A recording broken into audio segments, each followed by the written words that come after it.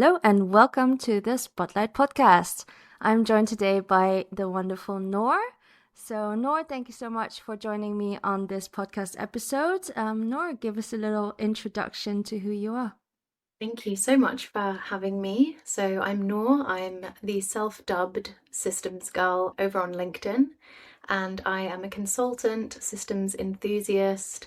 And I guess if I could sum up kind of what I do, I work with solo founders, CEOs, entrepreneurs, and I help them turn their businesses into a business that feels good. Sounds great. Sounds like a very worthy mission. Um, However, working by yourself can also cause some challenges. You're especially vocal about how lonely working for yourself can be. So, how have you experienced that loneliness?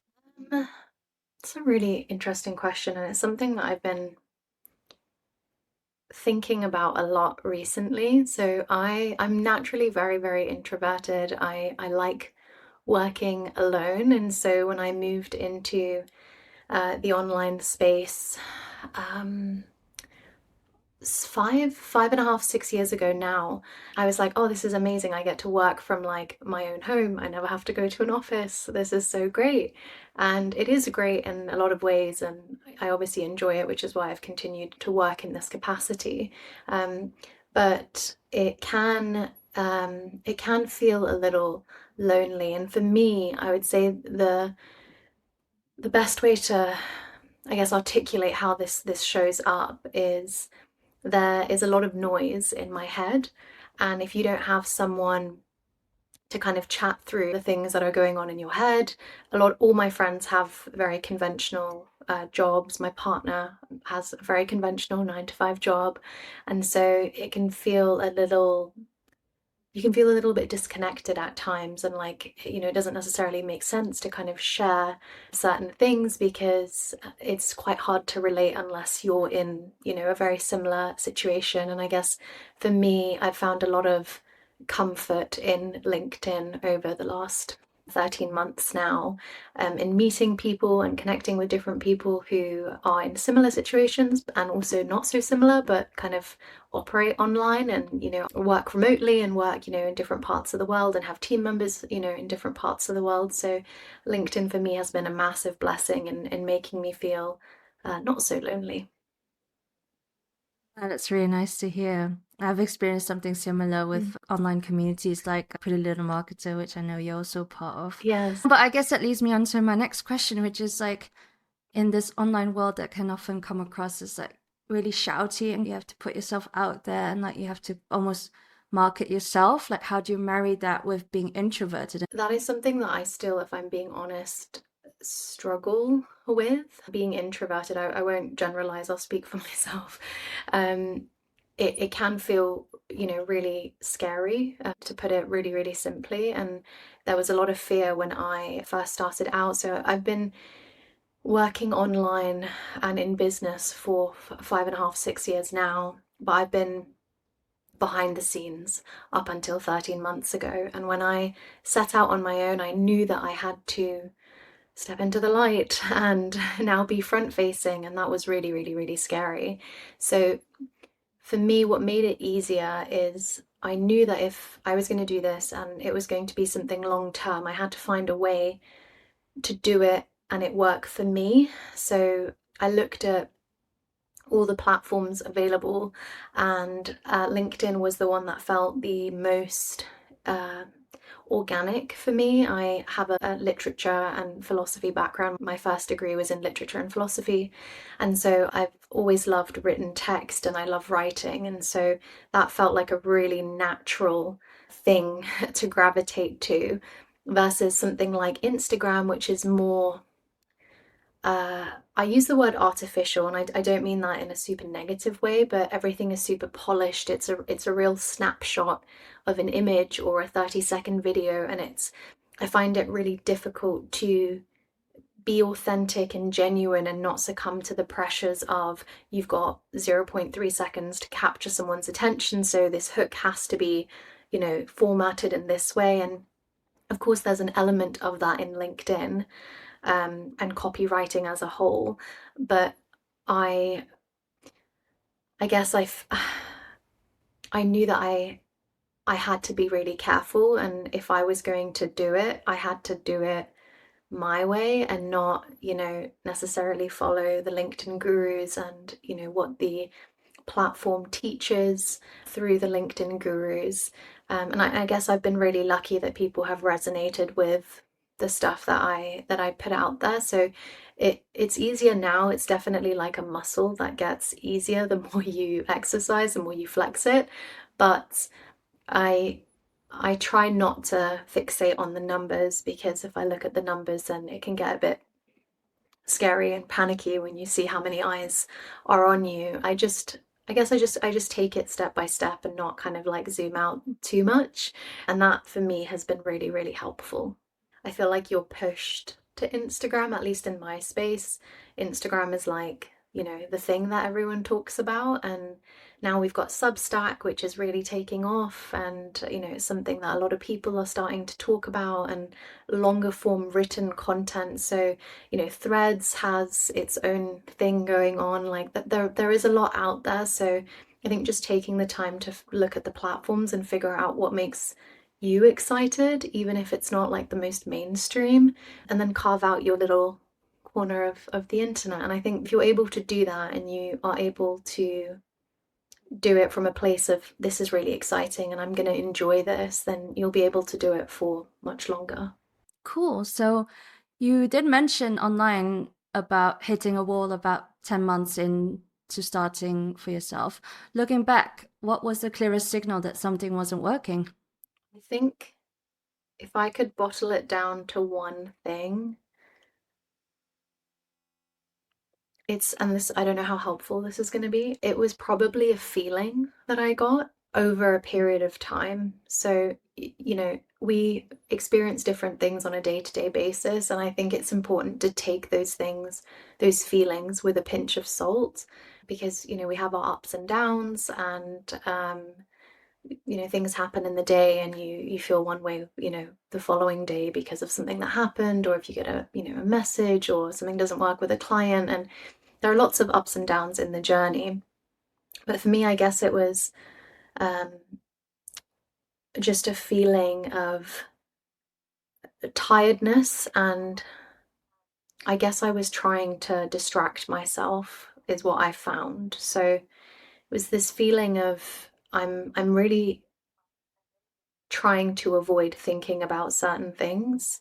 And I found myself scrolling on social media a lot, which as someone who doesn't like social media very much, that for me is always a little bit of a warning sign.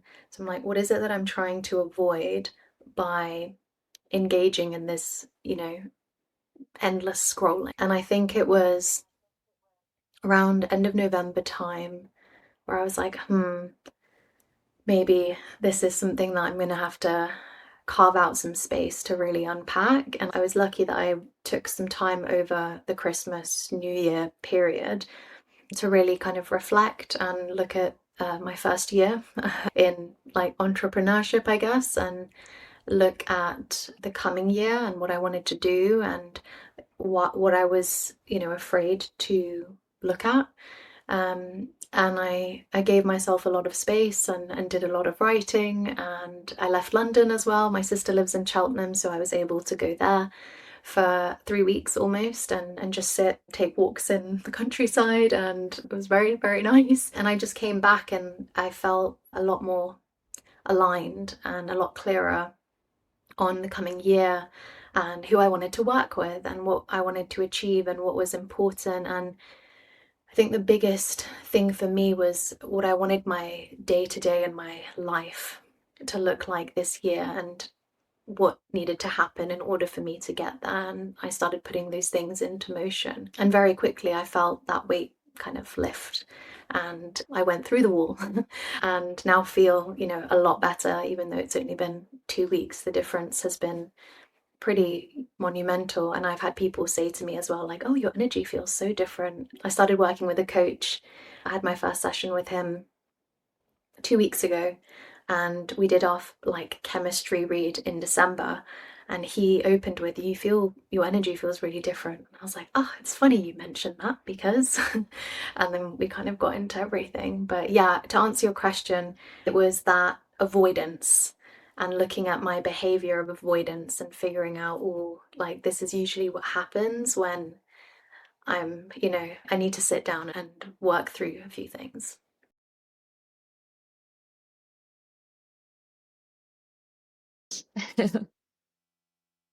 Um, what I'm hearing is like it's always good to take some distance and to do a little reset. So I know we touched upon this a little bit, but what does your definition of success look like? Because you said you try not to look at the numbers because you know I do it too, right? I say I don't look at the numbers. How does that work for you? Like when do you feel satisfied? All right, and we're back. Sorry about that. Had some sound issues. So we're just talking about your definition of success. Yeah, so it is really difficult, and I try really hard not to look at, you know, the impressions of certain metrics. I've definitely gotten to a place where I don't see that as success. I think if I'm really happy with what I've written, then whether it performs well or does not perform well, I'm fine with it as long as I'm putting out stuff that I am really happy with and I feel like is helpful and reflective of, what's going on or what I'm trying to communicate. Success is an interesting one, and it's something that feeds into the work that I do with the people that I get to work with, CEOs, entrepreneurs, freelancers. And I think that a lot of people get stuck because they're chasing an arbitrary measure of success. So in the corporate world, maybe it's a job title. In the world of entrepreneurship, maybe it's a revenue target. Maybe it's hustle life, which, is so big on the internet and in socials. And for me, one of the things that I do when I speak to clients or I'm just having conversations with, interesting people is ask them what success looks like for them. And usually I get a revenue number. And I'm like, no, I'm not asking about a metric. I'm asking about what success looks like for you day to day. What does it feel like? And that's what I've applied to my own life. So for me, it's having the freedom to work with who I want to work. And if that means that it's being able to say no to work that comes my way because it doesn't align, I don't, gel with the person. That for me is huge. And being in that position to go, actually, I'm good. And this doesn't really work, or the scope of work isn't something that really excites me, that I really want to take on.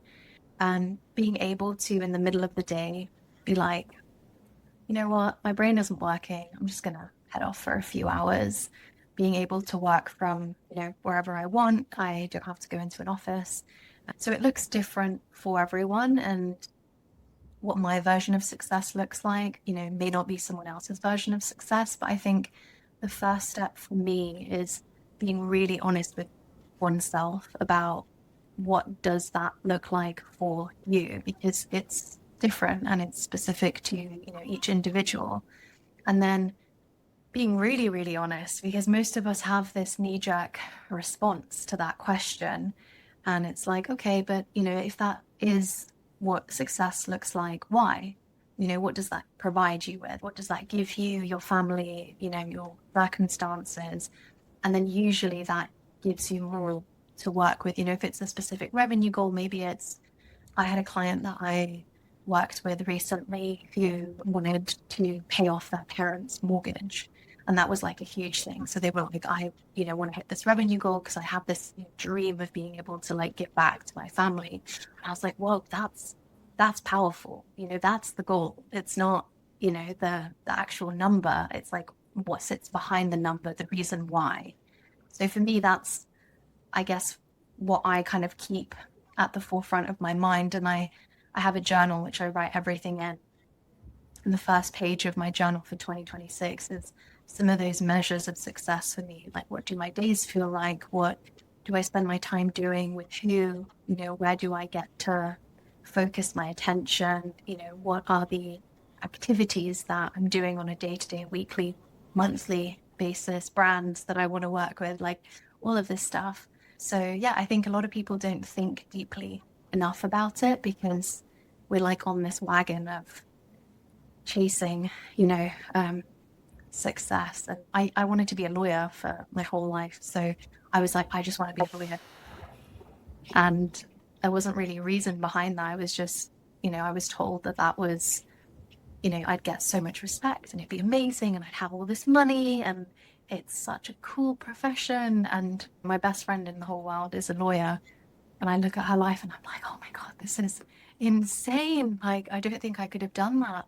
So, yeah, that's what I would say. Oh, that's a really good answer. Thank you so much for that. And I would say writing things down really helps. Like I started journaling literally this year, so I'm still a Okay. newbie, but it's already helped me put things into perspective because it's so often that we're chasing the next thing and the next thing. And like when you've hit that one metric, you're like, okay, let's set the next one, where you rarely stop and look back to reflect on how far you've come. Well, if you have your goals written down, you can always look back and be like, actually, yeah, I'm already halfway there, or like I've already made progress towards this goal. And yeah, you so often forget because in the online world, everything is just changing all the time. You don't have Right. that set place to come back to.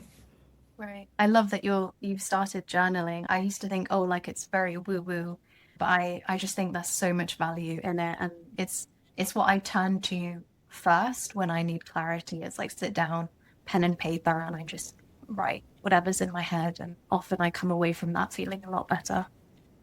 Yeah, there's something about it that makes you slow down as well. Like typing is so immediate, Yeah. while writing is so, I don't know. Yeah, there's something magical about it. Yeah. Well, But coming back to your self-created name, the Systems Girl, how do you achieve the balance between systems and structure and that freedom where creativity thrives? yeah. Um, that is such a good question because a lot of people feel repelled by systems because they think that it inhibits freedom and creativity specifically.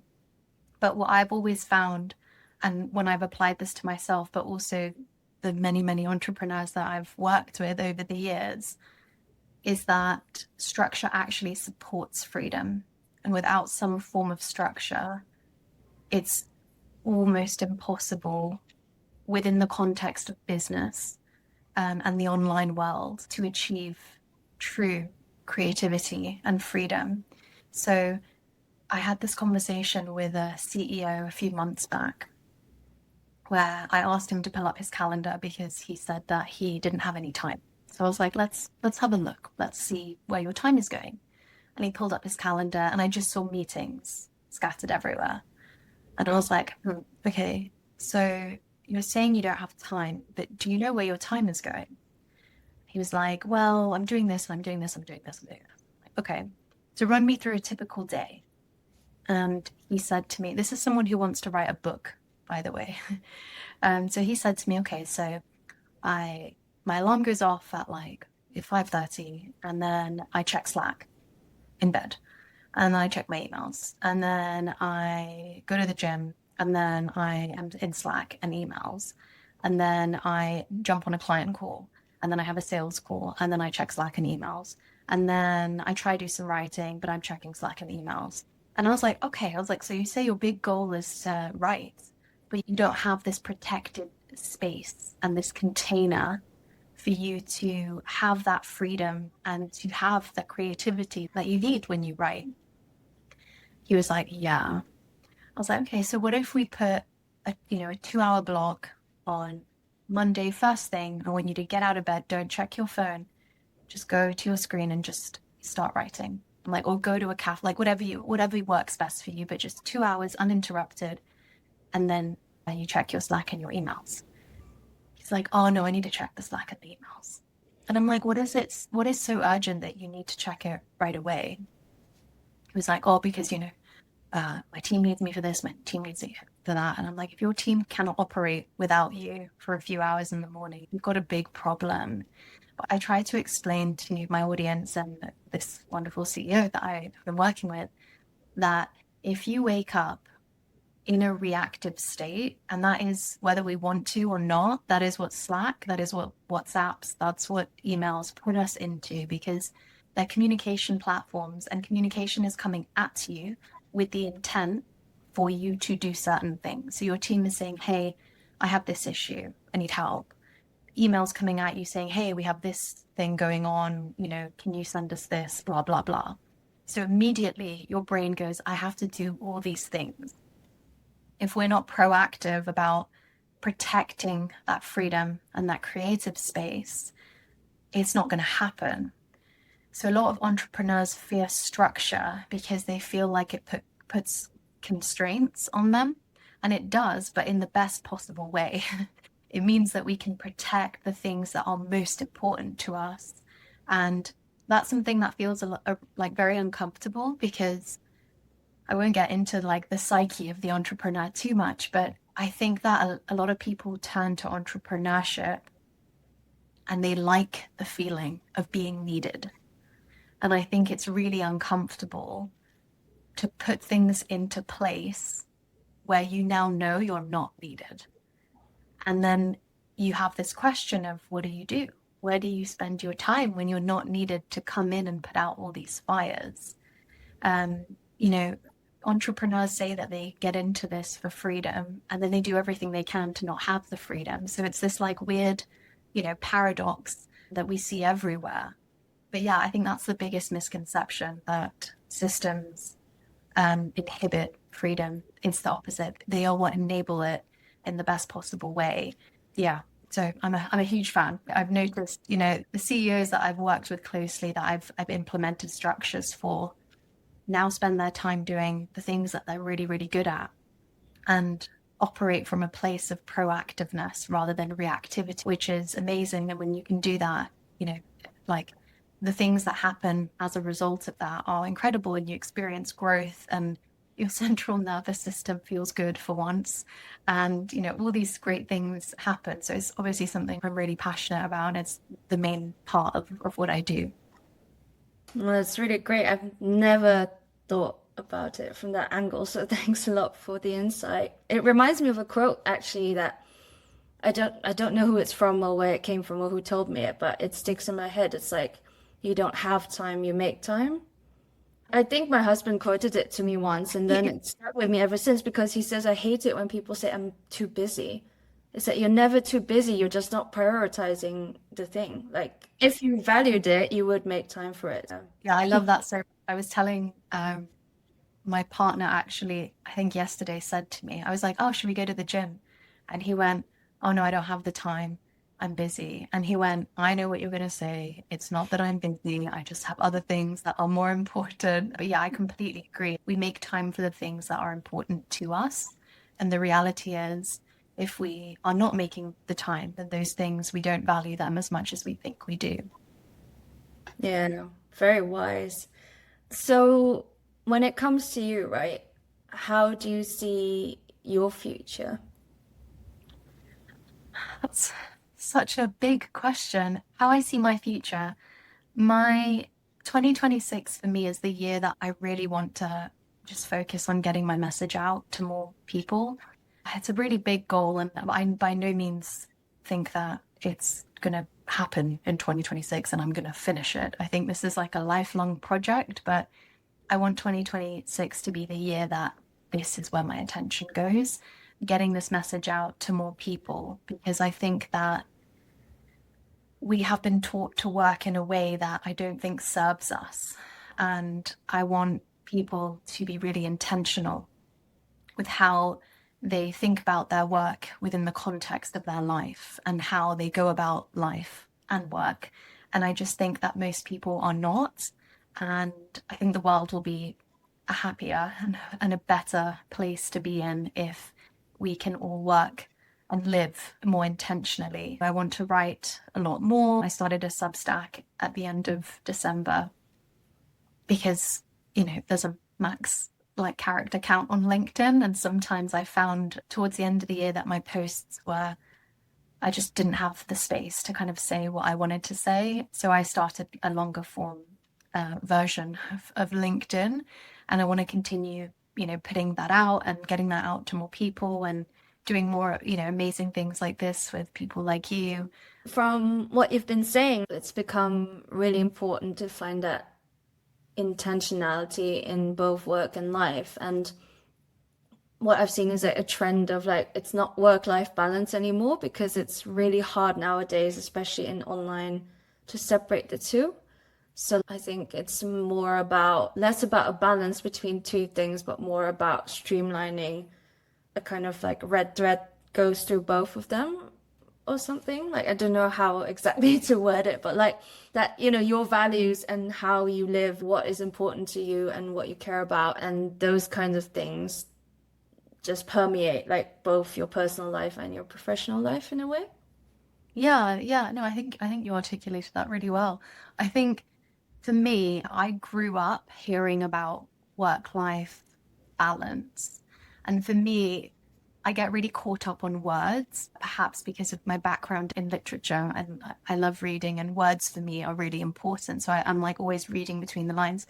So for me, work-life balance always felt a little odd because, like, can it be in balance? Like, if you have a young child, does it make sense for your work life to, you know, be 50-50? Like, and then I don't know, if you're gearing up for a big campaign or, closing a deal or a new launch or something that, surely your personal life is going to, get tuned down and your work life's going to. So it never really resonated. And then in the entrepreneur world, you hear about work-life integration. And for me, I never resonated with, if anything, I was like, this feels very off because essentially it's a hidden way of saying you can never switch off.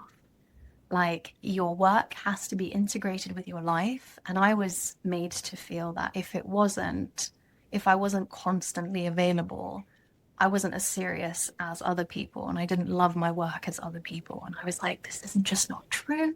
But I felt really ashamed to say, oh, I want to take a holiday. It's like, oh, but why would you take a holiday when you can just take your laptop and be on the beach and work? And I was like, because I want to read my fiction, like my novel, I want to sit on the beach and just be on the beach. And I want to be with my partner at dinner and not be picking up my phone and staring at Slack. And so for me, that never really worked. And then I had this like light bulb moment in December of 2025, so very recently, where I read a book, and the book is Digital Minimalism by Cal Newport, who is a professor of computer science in the United States at some prestigious university. And his work is amazing. He's written another book called Deep Work, and I'm a big fan. And this book basically made me think about work-life separation. It's not something that the book like pushes or preaches or even really talks about explicitly, but I started having this idea of work-life separation. And I thought, if I can create containers for rest, my loved ones, my work, myself, surely I can give more.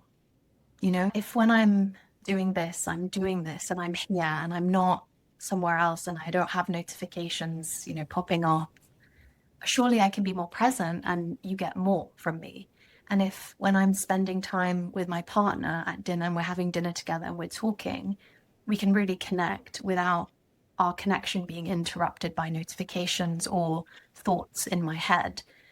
And so I started to think about work-life separation and how to put that into practice in my own life and how to start being able to articulate what that is and try get this message out. And I do think it's the best way. And of course, it's not always feasible and it's not easy.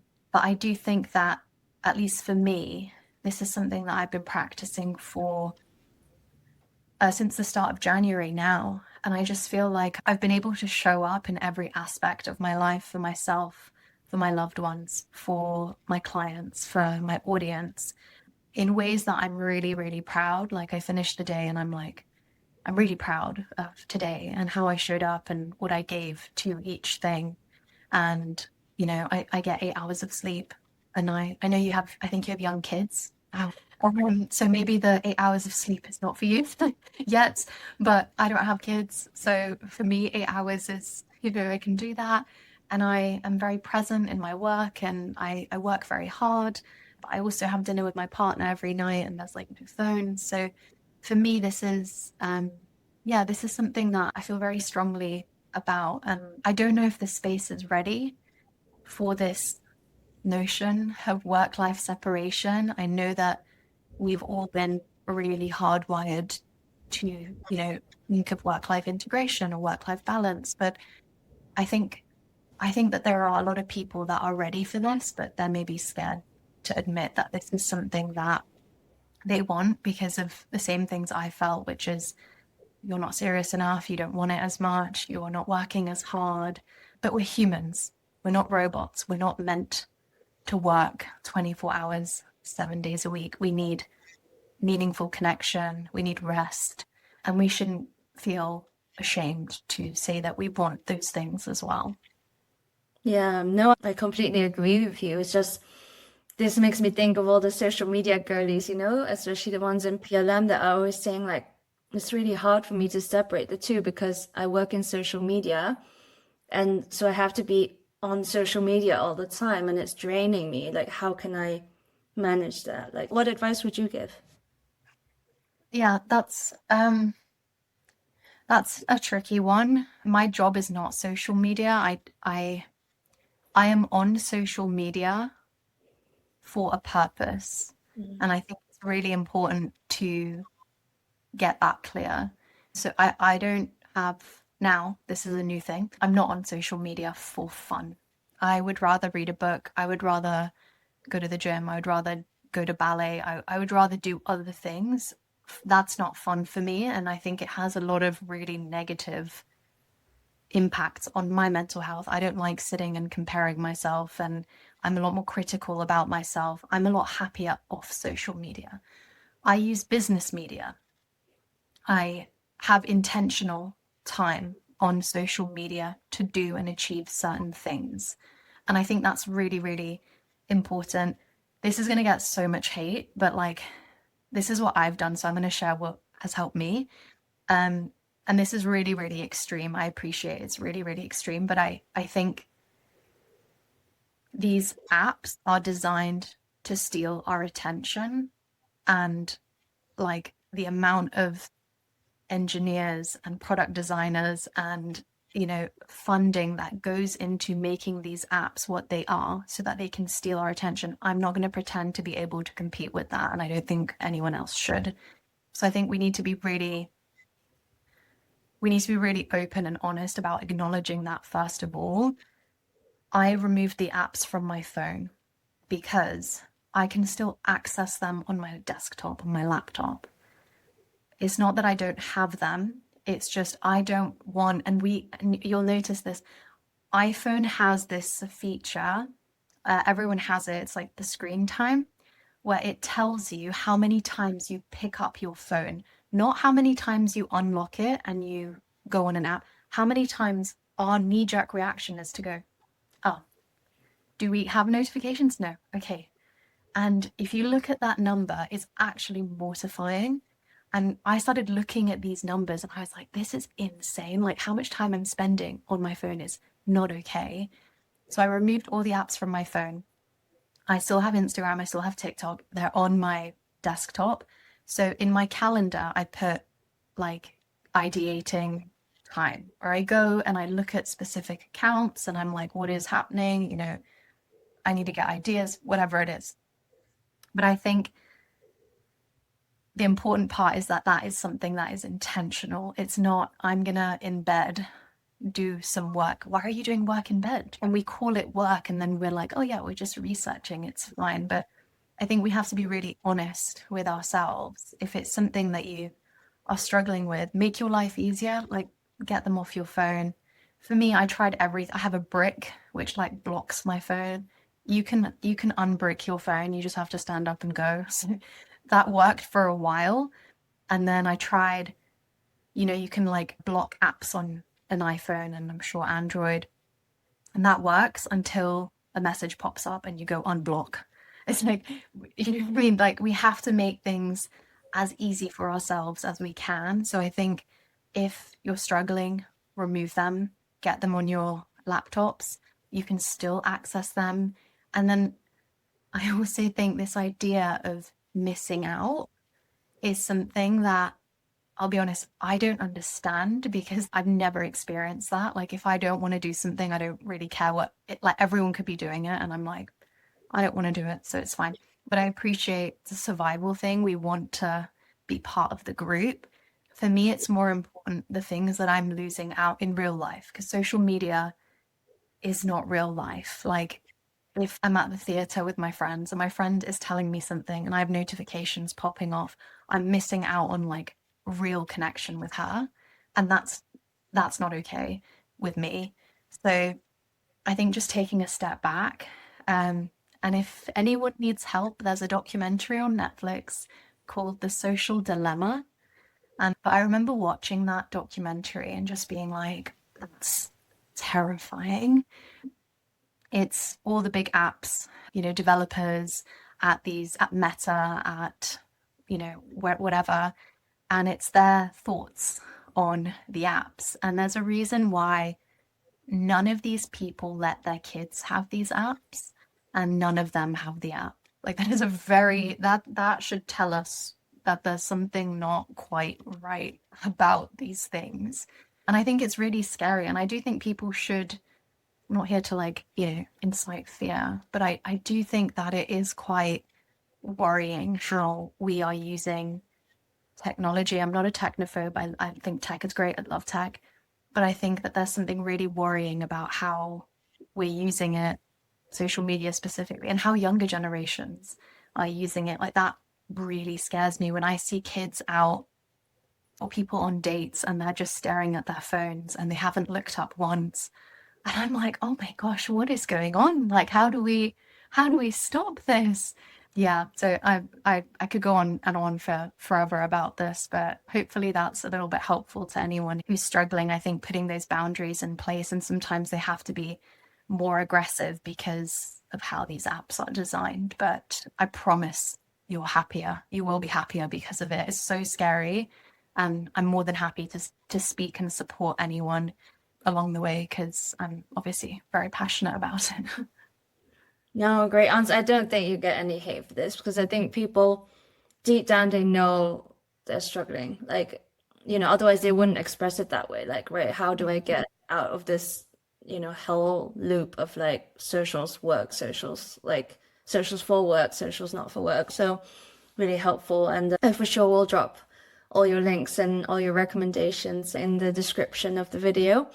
And yeah, I think we've come to my last kind of section where I would invite you to just share one last thought or plug, what you offer and everything. Just this is your space, so just say whatever you want to say. Thank you. One last thought. I would say my last thought is in a digital world and in a world where there is so much noise, there is increasing value in finding space to think and reflect and tune into yourself and what's going on and how you feel and be really, really honest with yourself about what things look like, what you're happy with, what you're not happy with, what you can change if you're not happy with something.